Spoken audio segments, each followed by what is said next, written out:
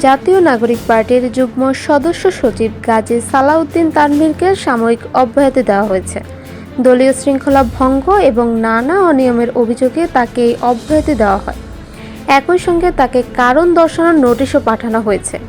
21 April রাতে এনসিপির যুগ্ম সদস্য সচিব সালাউদ্দিন সিফাত স্বাক্ষরিত এক চিঠিতে তানভীরকে এই সিদ্ধান্তের কথা জানানো হয়।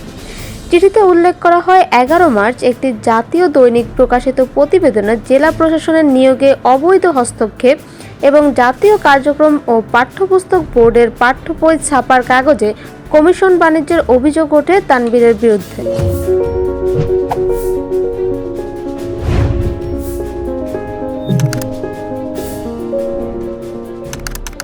এই অবস্থায় এনসিপির কেন্দ্রীয় শৃঙ্খলা কমিটির আহ্বায়ক নাহিদ ইসলাম এবং সদস্য সচিব আক্তার হোসেন তাকে 7 দিনের মধ্যে লিখিত ব্যাখ্যা দেওয়ার নির্দেশ দিয়েছেন।